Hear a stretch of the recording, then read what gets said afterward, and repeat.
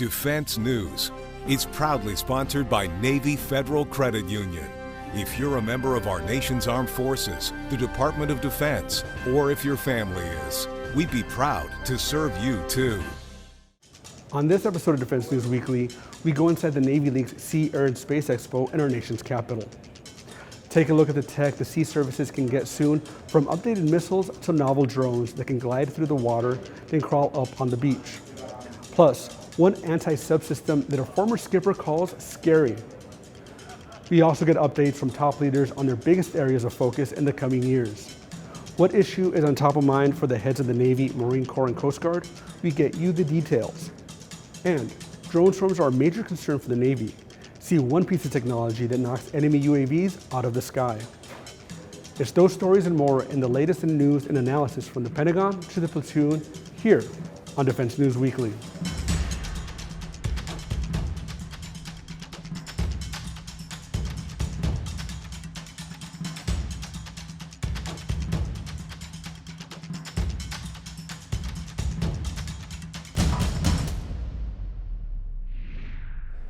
Welcome back to Defense News Weekly. I'm Daniel Woolfolk.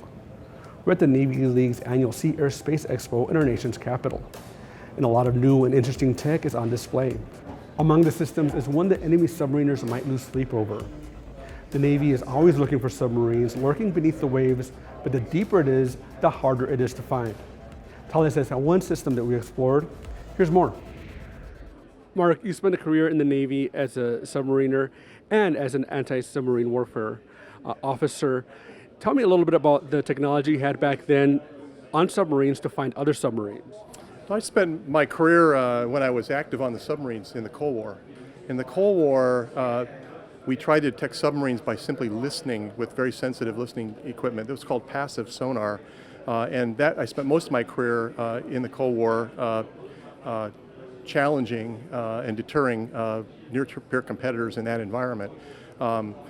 In the post-Cold War era, the near-peer competitors have more diesel submarines. They've got submarines that are very, very quiet, and anti-submarine warfare has become more dependent on what's called active ASW. Active ASW is what you associate with in the World War II movies. There's a ping that comes from the submarine or the ship, and it bounces off the target and comes back as a received signal. And the Navy's going back towards that type of ASW warfare because of the current conditions in the world. As I understand it, right now the sensors to locate submarines are mounted on the bow of a ship, but this goes a little bit beyond that. How does the Captus 4 work? In the Cold War, we mounted the active systems. These are the systems that ping and then listen for a return, like you see in the World War II movies, directly onto the bow of the ship. And therefore, when you emit the noise or the sound, you're locked into the fact that it's at a certain depth of the ocean. These variable depth sonar systems allow you to lower off the stern the vehicle that makes the noise, and you can put it in the water column at the depth that makes it best or most efficient at detecting targets. So it could be 50 feet, could be at 300 feet, could be at 600 feet. That's dictated by the physics, and the physics are actually predicted as part of the mission planning for sonar. And so the operators would put this at the optimal depth for the longest range detection of submarines actively. That is, the sound goes to the target and bounces all the way back to you, and you can hear it. And are you currently under contract with the Navy for any of this? Yes, we are. We are under a subcontract to Fincantieri, who's building the Constellation-class frigate. The first hull number is FFG 62. This system that we have here, our first system for that platform will be delivered in November. And the first ship of the class Constellation will go to sea in the 2026 timeframe. There will be the current build plan for the Navy is to build them at one a year, then two, then 1 year, and 2 years, and so forth. So it's 1, 2, 2, 2, 1, 2, 1, 2, 1, 2, and we'll be producing these systems at that same rate. And at what point are you going to go beyond that initial frigate with Fincantieri? Well, two things could happen. One is the United States Navy could decide that they need more frigates, more ASW capacity, more frigate capability.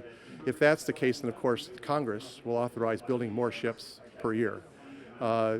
Arguably, the plan is, in the shipbuilding plan, is to have more platforms than that build rate would otherwise supply. So we AEC are anticipating a higher build rate based on the numbers of ships procured by Congress.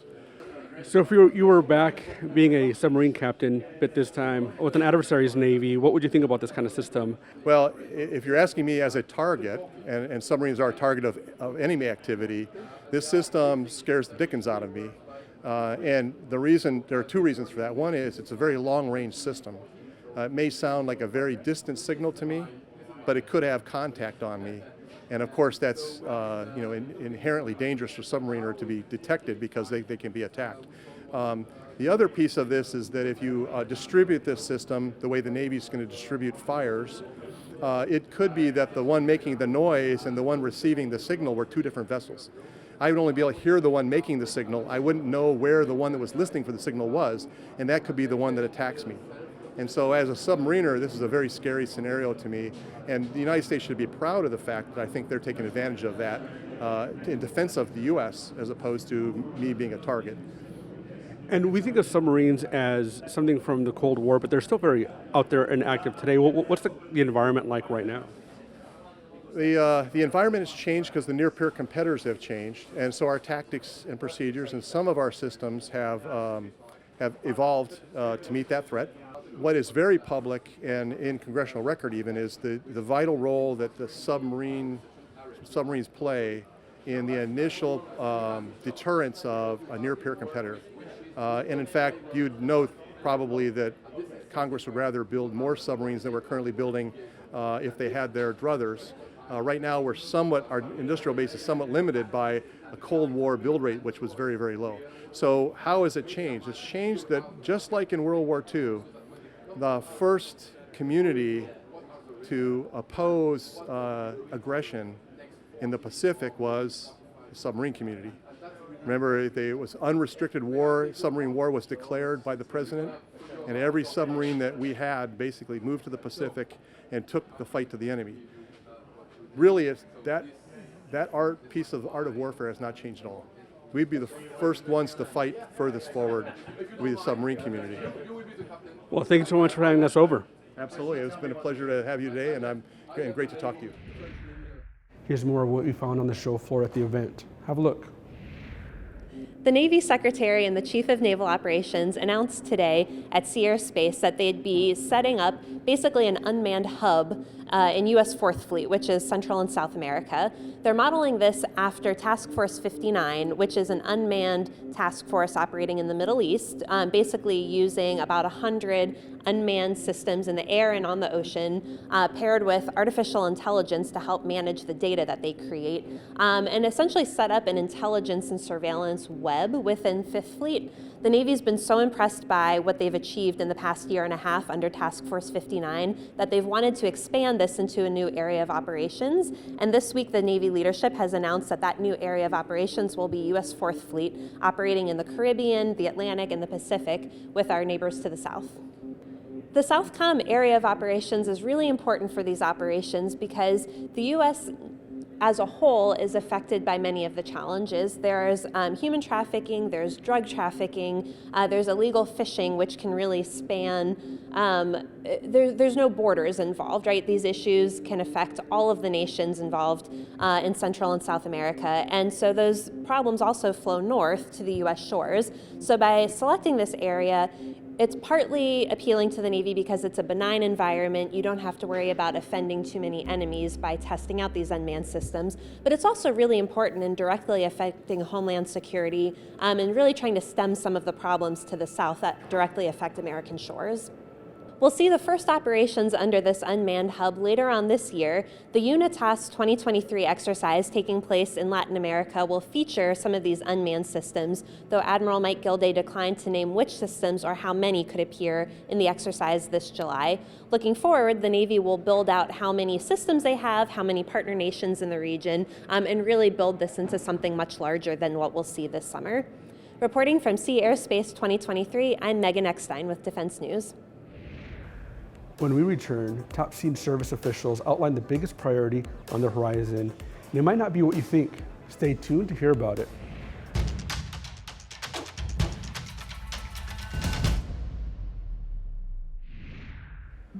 Welcome back to Defense News Weekly, coming at you from this year's Navy League Sea, Air, and Space Conference.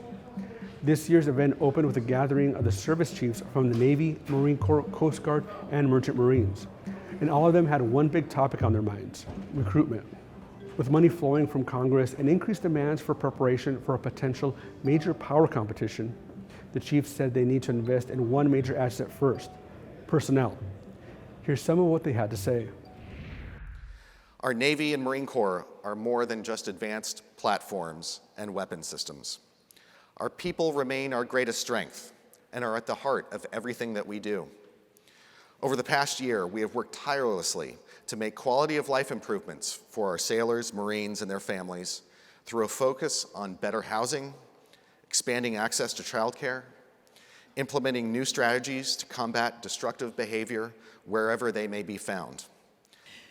My highest priorities, I'm not going to unpack sort of the Coast Guard strategy that's out there, but the highest priority is around people. You're going to hear it, I think, from all of us that, while it's great to be on budget for new assets, new ships and aircraft, if we don't make the investments in the people, it won't, the aircraft won't operate, the ships won't be able to maneuver. We are, as many other agencies are, challenged to find enough mariners. You heard the Secretary refer to the goodness of serving a career in the military. Well, there's goodness to serving on a career in the Merchant Marine as well, and we need you. We need mariners. We're short, we know that, and we share that need with certainly the armed services and many others around the country. We need mariners. 7% of the U.S. mariner fleet, in the U.S. flag fleet, are women. We're very short of women mariners, and we're very short of minority mariners. When you listen to mariners and ask them what they want now about their quality of life, they will tell you, and it's pretty simple. They want internet. They want gym equipment. They want good food, and I can tell you on the Ready Reserve Force, good food is not a problem. But they want that connectivity, and they want a modern quality of life. We have to deliver on expectations that they have. Healthcare. There has been a contract, an understanding between service members and the nation that if you join the military, you're going to have the very best military care in the world, and you're going to have it accessible to you where you are. And we have to make sure that that's the case for as long as they serve and if they retire afterwards. Quality of life, the other thing probably that most people wouldn't inherently, intuitively think about, quality of life for Marines in one key aspect is how well trained they are. If you're a leader, in other words, winning depends on the very best trained, well-led units you can have. So quality of life means the most realistic training we can provide. We have to put money, we have to resource that, as the CNO said. I would say with respect to talent management, what we're trying to do in the Navy and the enlisted side with detailing marketplace is to truly be much more transparent in terms of what's available to sailors, so that if it's a single sailor or one with a family, they have play a much greater role, have much more leverage in deciding what they're going to do next and how they manage their own career from apprentice to journeyman to supervisor. They're thirsty for that. We are committed to delivering it. We're relatively early in this process of delivering that to the fleet, but we're very optimistic in terms of where it's headed. Swarms of drones have long been a concern for the Navy and the Marine Corps. We visited one company whose counter-swarm technology won them a contract with the Army earlier this year. Their weapon of choice? High-powered microwaves. Take a look. Andrew, we're here with Empress Leonidas. Can you tell me a little bit about this system, please? Absolutely. So Leonidas is our flagship ground-based high-power microwave system. At Empress, we develop high-power microwave systems for counter-electronic effects. First mission application of that technology is going to be counter-drone. And what's great about our system is that it can take out both individual drone targets, or we can then widen our HPM beam to take out swarms of drones. So under contract with the Army for this system, and we really see it as the most effective and efficient HPM system for that counter-drone swarm mission. And can you describe to me exactly what happens when a swarm of drones comes near it to the area? Absolutely. So we put up, think of it as a shield of high power microwave or directed energy. What the system does is it destroys the critical electronics of that drone target. So once we put effects on that target, drop straight to the ground. So it's a step up from other CUAS technologies like jamming, which just cuts off the C2 system, the command and control system of that target. With autonomous drones, though, there's not always a command and control platform, so jamming is then rendered useless. So high power microwave takes it a step further. Again, we destroy the critical electronics aboard that UAS, and quite literally it falls from the sky as soon as Leonidas puts effects on it. As we like to say at Epirus, with Leonidas, if it flies, it dies. And you're under contract with the Army, and you're here at Sea Air Space looking at potential opportunities with the Navy. What specifically are you looking at? What kind of problem are you trying to solve with the Navy? Absolutely. So great to be back here at Sea Air Space. We've had some really great conversations with our counterparts throughout the sea services this week. So yeah, under contract for Leonidas with the Army, but also exploring future maritime applications of our HPM technology. So think terminal defense, port protection, have some Leonidas stationed around a naval base to protect again against both individual aggressor drones, but also swarms of drones. We've also demonstrated the effectiveness of our high power microwave technology on an outboard vessel motor. So talking a lot this week to our counterparts in the Navy, the Marines, and Coast Guard about potential vessel stop capabilities. Again, so it's not just counter UAS. That's the first mission application of our technology, but it's more broadly a counter electronic system. So you can take out a drone, you can take out a swarm of drones, you can take out an outboard vessel motor, and the list goes on. Counter UAS is really just the tip of the iceberg when it comes to our technology, so we're certainly excited about continuing our talks with the sea services for future maritime applications. What sets this one apart from other systems? Yeah, a few things. Size is a huge one, right? We've revolutionized what's called the swap factor, size, weight, and consumption of power. Competitive HPM systems are going to be incredibly large, occupy the size of a shipping container. Leonidas is dramatically smaller, can fit in the back of a commercial pickup truck, can be fit in a C-130, can be towed by a commercial grade trailer, so size is going to be a huge differentiator. Also, the software definability of the system is another key differentiator, and what that does, based with our software backbone, we can very precisely control our HPM pulse. So, Leonidas platform, can it be put on a mobile platform? It can, and that's another huge differentiator of our technology, the modularity and scalability of our systems. We can rapidly scale up or scale down the systems to meet customer requirements. So we've integrated what you see here, our Leonidas high power microwave array with the Stryker ground combat vehicle, along with our partners at General Dynamics Land Systems. We also have what we call Leonidas Pod. That's a dramatically smaller form factor. Again, all leveraging that same underlying technology, and with that we can rapidly scale up, we can scale down, we can integrate with the Stryker, we can integrate with other vehicle and vessel platforms. So back again to differentiators, your earlier question, that scalability, that modularity is something that gives us a huge leg up on any other competitive directed energy system. When we return, our personal finance expert delivers her latest tips.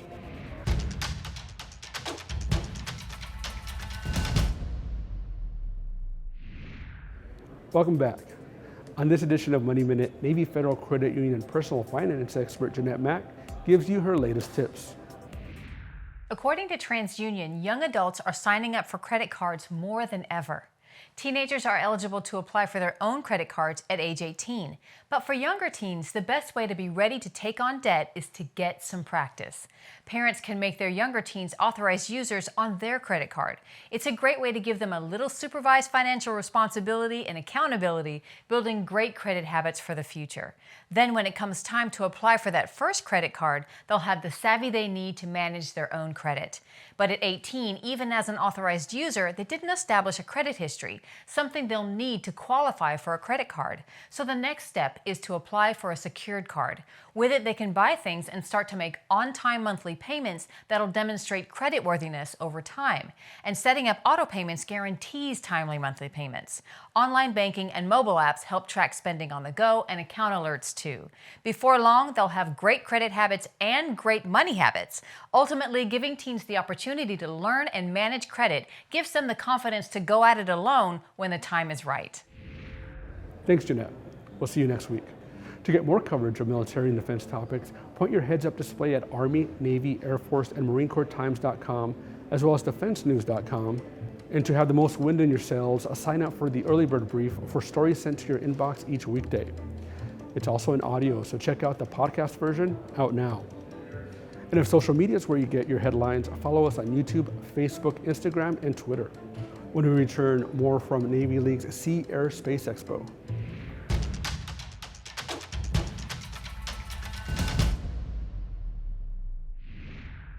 Sea Air Space is often a showcase for emerging tech, and one eye-catching new product on the floor this year is a drone meant to patrol a very specific area, the band of shallow water where the sea meets the land.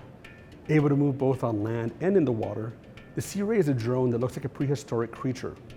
We spoke to a representative from the company that designed it to find out what it can do. Check it out. Pietro, walking through Sea Air Space, this really caught our eye and a lot of people's eye. What exactly are we looking at with this device? So we're looking at a fully amphibious vehicle that swims very effectively at the surface at depth, but can also transition up onto land and move across sand, snow, ice, and a lot of other terrestrial environments. And it can move from the land back into the ocean just as easily. And it has a very efficient propulsion system that makes the vehicle also very maneuverable. So it's a highly maneuverable amphibious vehicle platform. It has stealth characteristics. We don't have cavitation and vibration. The fins are very quiet, and it has a super capacity to have a very high efficiency for tow. So its bollard pull is very high, very efficient. And looking at it and looking at the footage, which is absolutely mesmerizing, it looks like something you would see out in nature, like an animal. For me, it looks like a stingray. Would that be the inspiration behind it, or not so much? It's more a case of convergent evolution, physics being what it is, that in the material world, as opposed to the digital world or the virtual world, that when you're dealing with mass and volume and velocity and energy, things tend to take on a similar form. So it ended up looking like a marine creature because we're trying to move through water. Other marine creatures that have this undulating fin, cuttlefish, the underneath of a knifefish, they aren't able to use those fins to move up onto land. So there are no undulating propulsion systems that are effective on land. This is, but it's artificial, it's man-made. So what was the need that it's filling for maritime forces? What were people asking for it to do? So we're pretty well covered in space and in the deep ocean and the surface of the oceans and on land with all manner of autonomous systems. But where the land and the water meet is a pretty critical zone. It's pretty important in the theater of war, amphibious landings and all kinds of scenarios. So I think that the Navy is interested in having a presence in the surf zone, which is a chaotic, noisy environment. It's constantly shifting, constantly changing. You can't send a unmanned surface vehicle too close to shore. You can't send an unmanned underwater vehicle too close to shore without risking it getting beached. There isn't any other platform that is as multi-domain as this and that can move through as many different environments as this, all using one propulsion system. You can have a vehicle with propellers and wheels and everything else, but it's got one system. Going from the surf to the beach, what was one of the biggest challenges and on the engineering side? Or the biggest challenge by far is for the vehicle to hold the weight of the body. So in the water, your weightlessness, all the marine animals that we admire, their grace and their elegance and their efficiency in the water, they're hopeless on land, almost all of them. So the hardest challenge is dealing with gravity. So it looks like the platform's getting going. What would its mission be? Would we have equipment mounted on top, a payload? Yeah, it's payload agnostic. At the moment, we have cameras front and back. We have lights front and back, Doppler velocity log, and measure IMUs, and it's fully autonomous. It's ready to go. It's a fully developed autonomy that hasn't yet been through its paces. We're collaborating with MIT on autonomy. We use the Moose IVP and Moose IVP Helm autonomy software package. And back here, it looks like we have a smaller version of it. To my eye, what are we looking at there? So this is a precursor to Sea Ray. We call this one Velox. Velox was prototype 1, and Velox was a science project essentially. So with Velox, we established that yes, you can create effective undulating propulsion. It is possible, and that it can be a propulsion system that works on land as well as in the water. And with Velox, we also found it to be a very, very efficient ice skating vehicle. So on ice, it moves with almost no friction, just a bit of wind. It just glides through the ice, consuming very little power. In water, it's very efficient. On land, it doesn't particularly like it, but it works pretty well on land as well. I mean, if I was a Navy SEAL, I could imagine wanting to have one of these as a forward scout before I stick my head above water for an amphibious landing. And it can come up maybe unseen, quietly. It's also very stealthy. And then be the eyes and ears before the SEALs arrive. And then slip back under the water undetected. Maybe it leaves something on the beach. All right, thank you so much. All right, thank you. And that's all the time we have for this week. Please visit us on militarytimes.com and defensenews.com for more coverage. Thanks for joining us, and we'll see you next week.